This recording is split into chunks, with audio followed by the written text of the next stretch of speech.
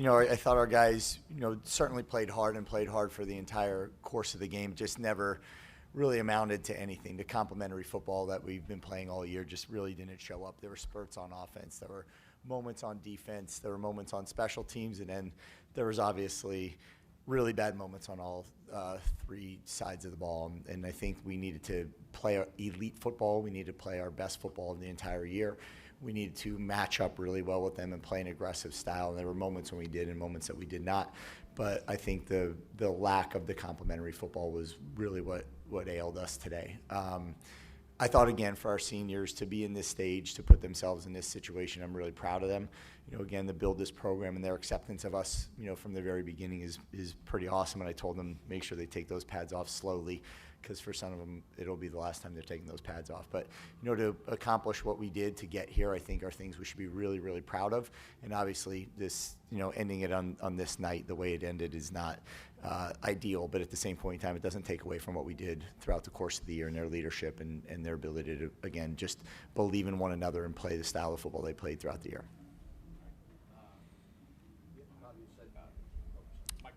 Mike Barber from JMUsports.com. You've said repeatedly that the focus is on the 2025 team. Now that season is over, what was the emotion level for you in that locker room and coming off that field?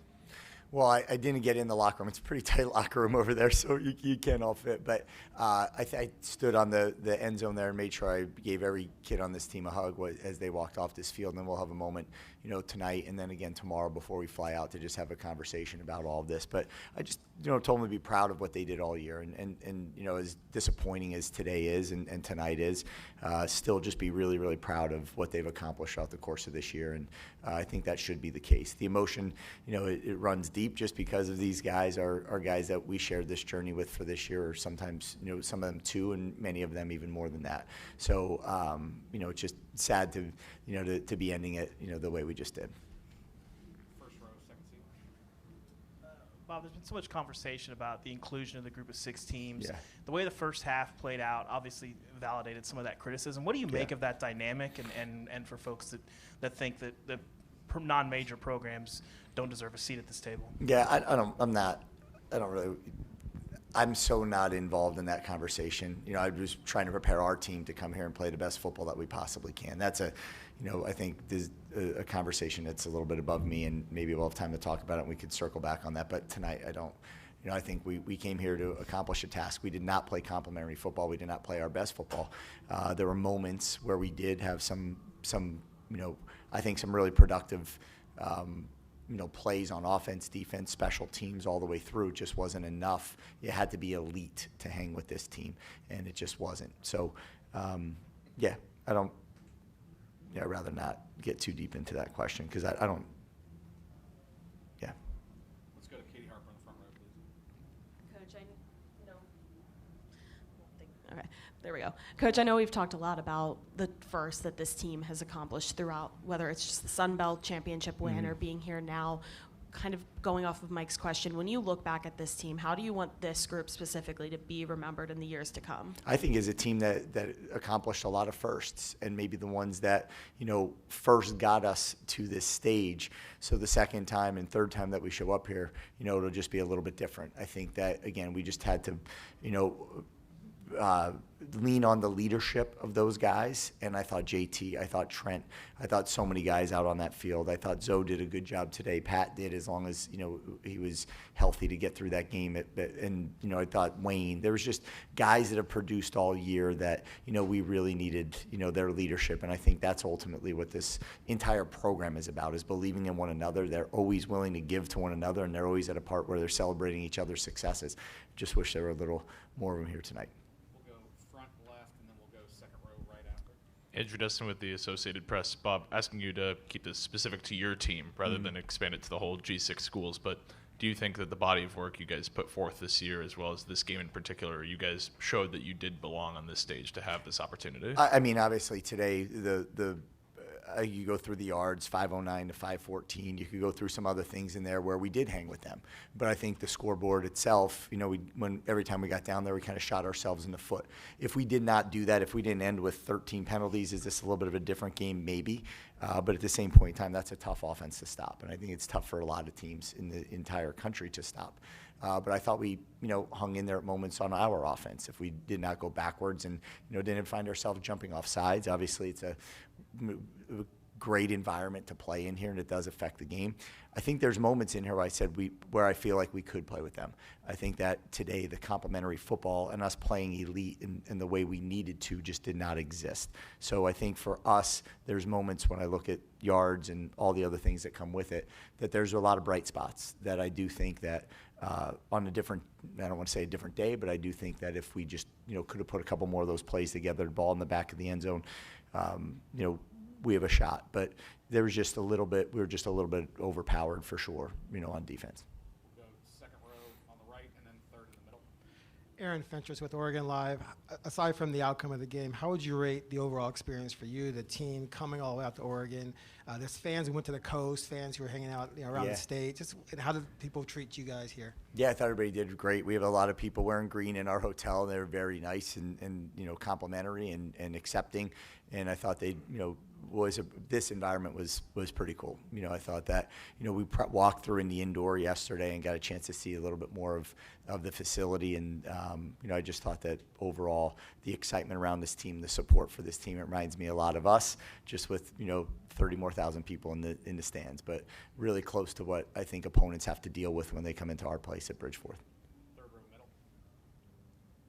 Hey, Coach Thomas Christopher of the league winners. Obviously, the first half didn't necessarily go your way, but you guys climbed back in the second half. What kind of adjustments did you guys make offensively, especially to get that passing attack going? Because there were some concepts where you guys were getting open receivers. Yeah, I think that, ultimately it's not anything we were doing so different from the first half. I think that we're just, again, playing a little bit differently, playing with a little more confidence, understanding that we could be on this field with these guys, that, we can do things, make some yards after the catch. Our protection, I thought, was really good. I didn't think that Zoe was under a ton of duress today, which I thought coming into this might be the case, and I thought we held up pretty well in there. Pat went out, Deacon stepped in and did a really nice job for us as well in the whole entire, I think halfway through the third quarter and all of the fourth. So, there was a lot of things in there that I thought just started to click a little bit more. I think when it slowed down a little bit for us, when we were able to deal with the noise. But then you just got stuck with some of those situations where you were going backwards, especially when you got into the red zone.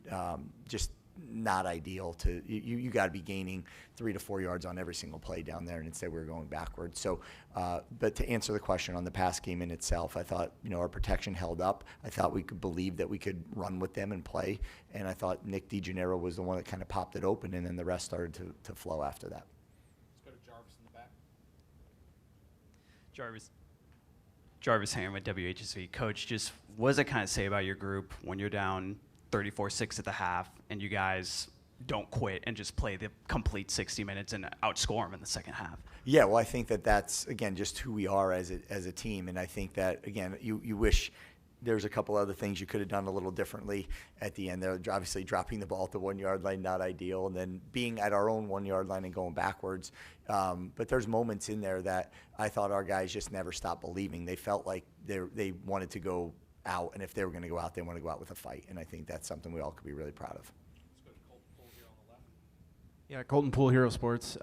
You're, obviously going to be moving on after this, but do you, this James Madison program, do you think the ceiling is still high for what this program can achieve moving forward? Absolutely. I think that, when we came in here 2 years ago, we knew that this was a program that was steeped in tradition and believed in itself and had a community to support it. And I think that it's only gotten better from what the program looks like now, and the support around it, and with Matt Rohn as athletic director and President Jim, being in there as well. The support that shows up is just very different than, what was there when I got here. So I think that, honestly, the sky's the limit for this program for sure. Let's go to Preston Comer, front right. Coach, what? It's a tough microphone, huh? Just go. Coach, what stuck out to you from what they were able to do in the explosive game? Was there something that maybe they were doing or something that you weren't seeing from your defense? No, I think that they were big, they were physical, and on the edge, they were a lot of their runs didn't show up the middle. They all showed up on the edge, and they understood that, and they were able to be really physical on our corners and some of our DBs, and we just had to put a stop in that play, not let it stretch out, and it showed up a whole bunch of times, and just then your fit's got to be perfect. I thought the way their interior offensive linemen climbed to the second level was pretty special, and they just cut some things off that even if you got hats out there, you're missing guys from inside just because of how quickly they got up on the second level. And then you just never really got a hard stop on the edge of this. We never really created edges, and it just let it kind of just it just stretched us a little bit. And then this kid wasn't afraid to put his pads down and just kind of try to run through people. So they're fast, they're big, they're strong on every which way on offense. There was a very good football team. All right, we'll finish with the front row going right to left, starting with Katie Harper.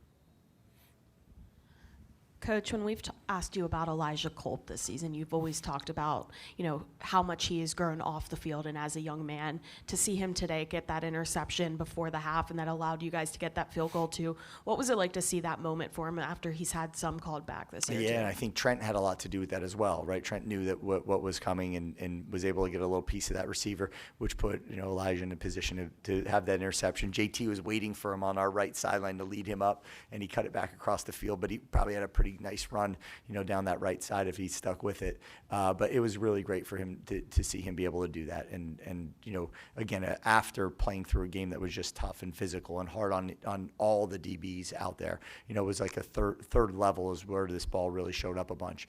And just, again, stick with it and put yourself in position, ask your teammate for help. And Trent be able to help him and him end up with that interception, I thought was really good.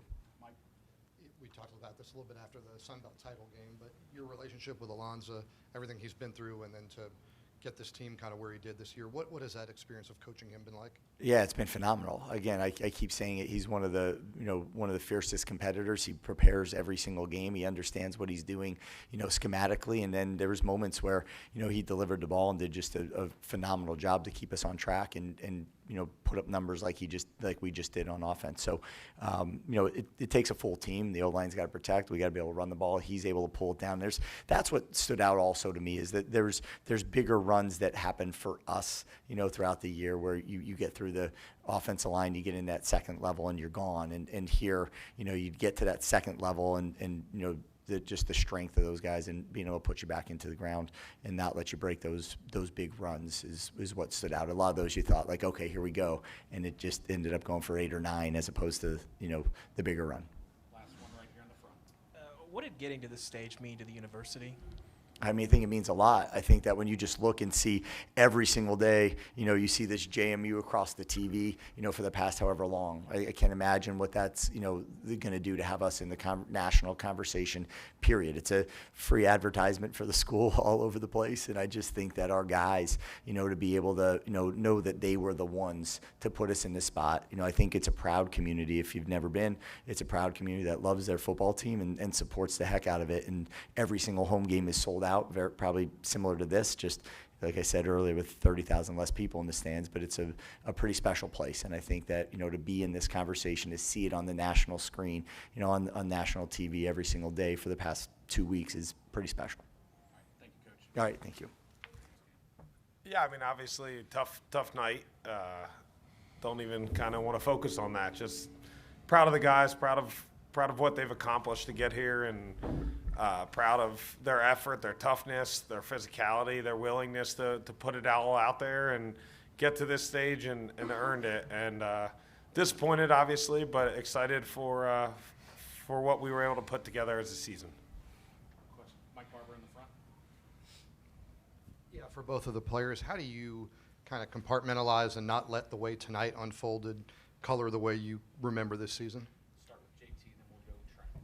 Yeah, I think this season was just special for a lot of us. The returning guys at JMU who stuck through the coaching change and, not having the best of season last year and doing this year like we did. It's really special, but a lot of a wave of emotions happening on the field right after the game. So it's definitely hard, but just have to realize that, we did something no other JMU team has done. So, yeah, just want to be where my feet is at, man. Just appreciative of this team and this program, this city and this town. Guys like JT, Wayne Knight, Zoe that we came in with in that class of 2022, just being able to make something special here, especially in today's world in college football, you don't really see that too much. To have bonds with people for 4 years and being able to go out and do something like this. So appreciative of this team, these coaches and these players. Katie in the front. JT and Trent, when I asked Coach about Elijah's interception at the end of the first half, he mentioned both of you guys on kind of helping him in that position. Yeah. As a guy, being the two captains, what was it like to see a guy like that kind of finally get that interception after some were called back this season?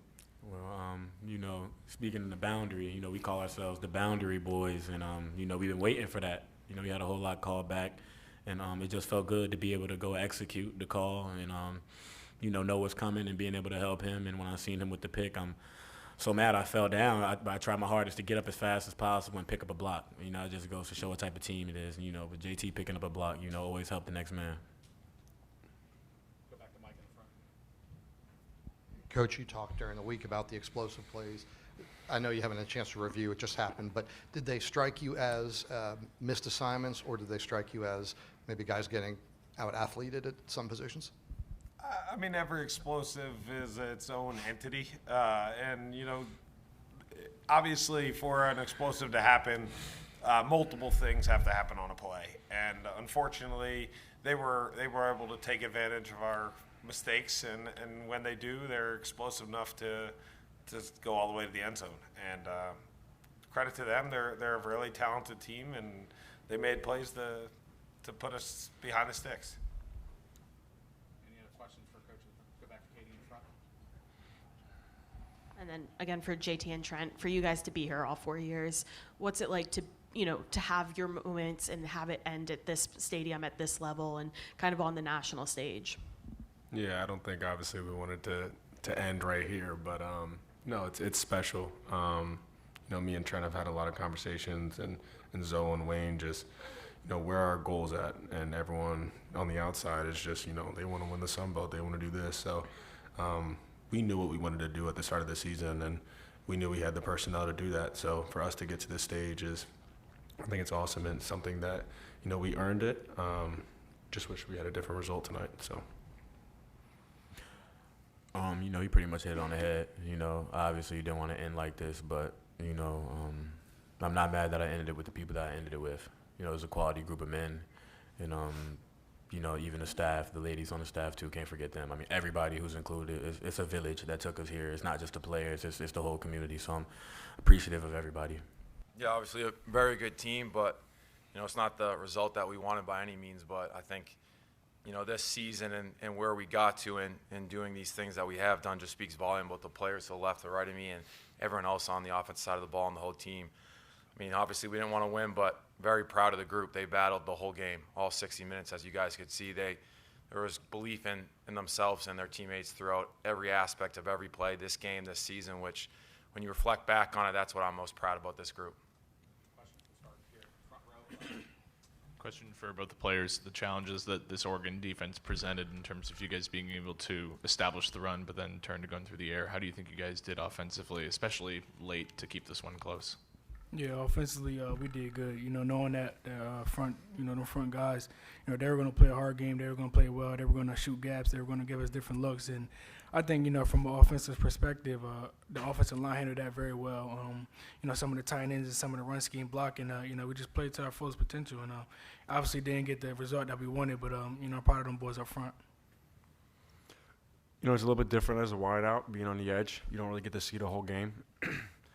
But from my perspective, I thought that we matched up really well against those guys. I thought we had a really good plan. I thought the athletes that we had, in our receiving core did a really good job.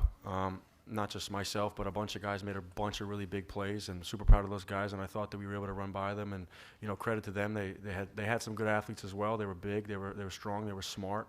But I thought competitively speaking on the edge, we matched up really well, and I think it showed. And like Wayne said, and T-Hen and JT, I wish it ended a little bit different, but, proud to have been a part of this group and to have been somebody who helped this team win and get to where we are. We'll go Mike Barber here in the front, and we'll go to Aaron in the second row, far right. Yeah, you kind of just hit on it, but how do you guys not let tonight's result color the way you look back on this season?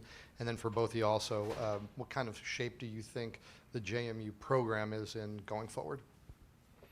Yeah, just kind of reflecting, from the beginning of the season, it's always outside noise. And, it's a lot of things that people set expectations for you and, what they want you to do going into the season. And I just think, as a group, as a whole together, we set our own goals and we understood, the task at hand each and every game. And, we attacked it with a reckless abandon. And that just kind of talks a lot about this team, all the things that we've been through up to this point. And then, just moving forward, just understanding that, all the things that we have accomplished up to this point, we don't want to do it with no other group and, kind of just show it tonight. Yeah, I mean, I think people, involved in the sports world, if you're not actually on the team, especially in this day and age of the game, it's crazy to think about January to December. To think about not just personally, but, however many number of guys are new. They come in and you're just working out. You don't even really know each other. You're making friends with people, and you get into the summer, and now it's football. And Coach Kennedy's saying, we're going to go make this playoff. And you got to believe it. And you got to believe it with guys you never played with. And it's crazy. And so to think about that and what we've done, and people could say, some people lost or whatever. It doesn't matter. We won the Sun Belt, something that JMU hasn't done. We got to the playoffs, something that JMU hasn't done. And it's crazy that we haven't had a group of guys who've all been here for 4 years. We had guys. Somebody, pull up that stat about how many guys were new, but it's ridiculous to think about how we were so cohesive and so close, and I'm super grateful, and it felt like because we were so close that we've all been here for 5 years, and so super grateful. There's no stain on this season. I'll remember this for the rest of my life, and I'm sure guys agree with me. Yeah, Nick, I guess you guys brought in like 114 players in the last couple of years, so everything you just said is 100%. Coach Aaron Fentress with the Oregonian.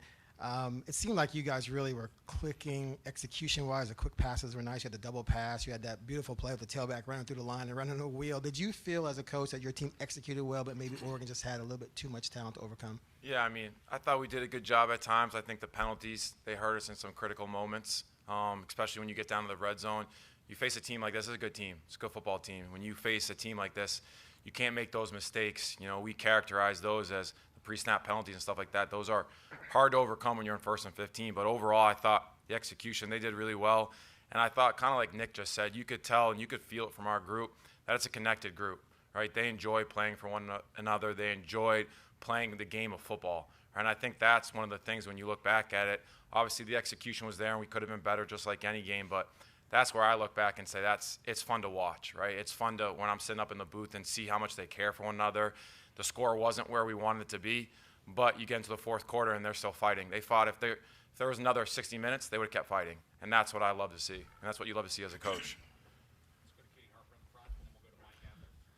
Wayne, you had a couple long runs today, but that first one on the opening drive when Zoe had that block for you to open it up. When you look at a play like that and what a quarterback is willing to do for this offense, how much do you think that kind of defines what this offense is in playing for each other? Yeah, Zoe himself, just a selfless guy. He's been through a lot and, just characterize, himself and just shows, what kind of person he is, to be able to, get out there and lay out his, his body on the line, to spring us an explosive play. And, just having that explosive play, just sprung us some momentum early on just to get us going. And, we was going to need that early on. So. Dean, Nick was just talking about kind of some of the changes of the new era of college football. You had a coach who had already accepted another position, kind of had thoughts late night. He said, he'd be working on UCLA stuff during the day, focused on you. From your vantage point, what was that process like of him balancing those two responsibilities? Yeah, I think, first off, I think he did an unbelievable job of putting the focus when it was time to put the focus into JMU. Right, and I think the players, that's not easy on the players either, right? With all the stuff, the noise that's going on, you go on social media, you're hearing it left and right. But I think a lot of the credit should go to the players of them blocking all of that out. Like this chatter and this noise and the coaching carousel, when it happens, we're still playing. You got to go back probably into week 10, week 9 when you start hearing coaches' names pop up for different jobs. And the focus from the players' standpoint was about JMU. Right? They didn't care about everything else that was being talked about behind scenes. It was about how do we reach our full potential and how do we reach our goals. So I thought Coach did a great job of really relaying that message, but more importantly, the players and everybody on this team did an unbelievable job of buying into the fact that this year's team, right, is this year's team. We'll worry about 2026 at another date. And they did a great job of pouring everything they had into this football season. This is for the two players. I know you guys have played a lot of different places, but I'm just curious what your experience was like coming out here to Oregon for a couple of days, maybe the hospitality of how people treated you, and then just the experience here at Autzen playing in this kind of environment. I'm gonna need some sunglasses looking this way for you. But anyway, no, it's been a really good experience. You know, I've been at 3 different places. I've been in this game for a long time. I guess, you know, people call me a grandpa at this point in the sport. But my experience at JMU, that was the question, like what my experience was comparatively. Well, just playing at Autzen, playing in Oregon, coming out here. It's funny, I came to a game with family like probably 13 years ago. I was really young, was on the field, and it's a crazy stadium. You know, Marcus Mariota's playing. I loved him. I used to play quarterback, believe it or not. Well, I guess now it does, you know, it makes sense. But but coming here, it's great. I mean, this is the stage you want to play. I mean, JMU is an unbelievable place to play football. It's unreal. The stadium is packed. It's loud. It's amazing. But, you know, when you get a chance to go to a place like Louisville and there's how many thousand people and you're in there and you're in the game and you get a chance to come here and not only play in front of however many thousands of people here, but know that on this stage, there's millions of people watching at home. It's a privilege and it's an honor. It's a blessing to be a part of. Yeah, just piggybacking off of that, definitely a privilege, you know, to come in here and, you know, play in front of a sold-out crowd or whatever it was. But, you know, just adds to the game, you know, makes it more fun. You know, we're out there with your brothers, you know, then the goal is just to have fun and, you know, win games. And, you know, I think that just adds to, you know, an entire environment, the whole experience, you know, just being able to come out here and play in front of this crowd. Alonza, how do you not let today's result kind of cloud the way you look at what the team accomplished this season? Yeah, I think you just have to look at things in retrospect. Obviously, in the moment, as Coach has emphasized, it's important, but it's not special. But I think, you know, when you look in the rearview mirror, that's what makes things special. Just thinking about how far this team, this offense, you know, has came from the beginning of the year to where we are now. The things we accomplished, being the top 20, you know, offense and defense in the nation, winning the first ever Sun Belt championship. And many other things we had to be proud about, things that we can look back 25, 50 years from now and, you know, tell our kids about and smile. And in that case, you can't let a moment like tonight, you know, take away or, like you said, have a dark cloud over our season. And kind of going off of that question, when you see people talk about this team in the future, how do you want this group specifically to be remembered, you know, 5, 10 years down the line?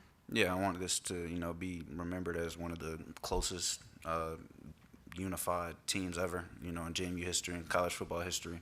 The things that we were able to do, obviously the adversities we were able to battle, just the individual stories and how we truly came together as a collective and really represented this university in a really good way and in a bright spot that'll, you know, be looked at from years from now.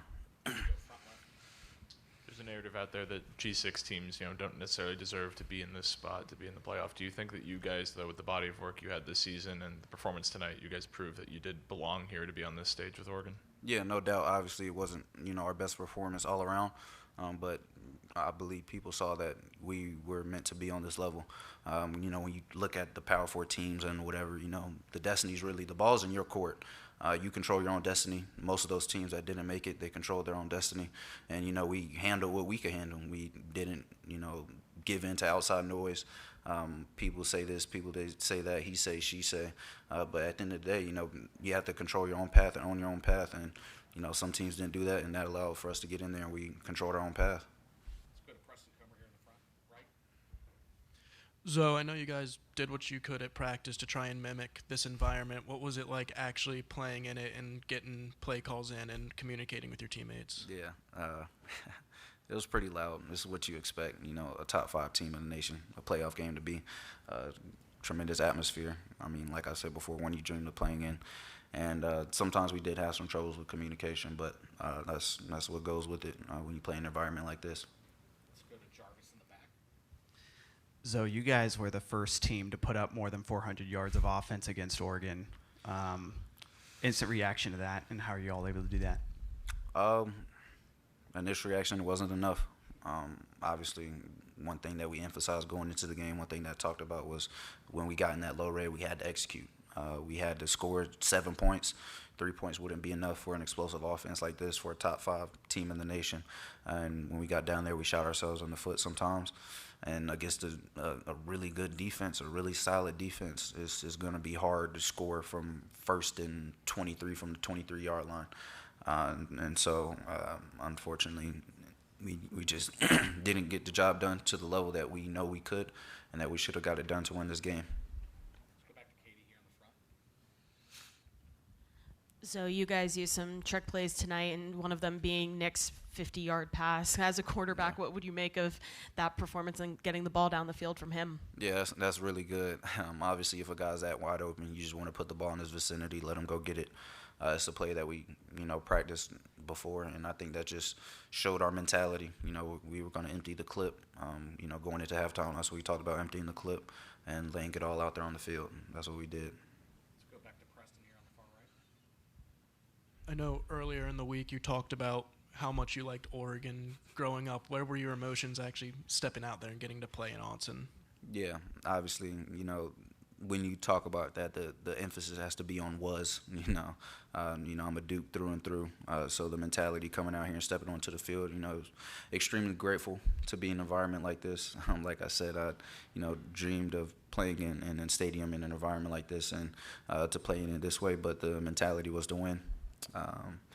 As a competitor, it doesn't feel good. Of course, the environment's cool, but main focus is winning. So last year you ended up missing the Boca Bowl, and now you've had the injury, you've rehabbed through that, and now you're at the one of the biggest stages in college football. Can you just talk about your journey specifically from your rehab to this point now? Yeah, it's pretty cool to be in this moment. It's obviously something I prayed for, real tears behind this, hard work, but, God's been good to me. Just, being able to, be able to have surgery as quick as I did right after, no swelling, be able to kind of fight back in rehab and, for God to, put the pieces around me like Tyler, my family back at home to really trust and believe in my process and, my stubbornness of getting back on the field. There were times they believed in me when I didn't really believe in myself. So it's just a surreal feeling. Obviously, the goal is to win, but you have to be grateful because it's just something that's special.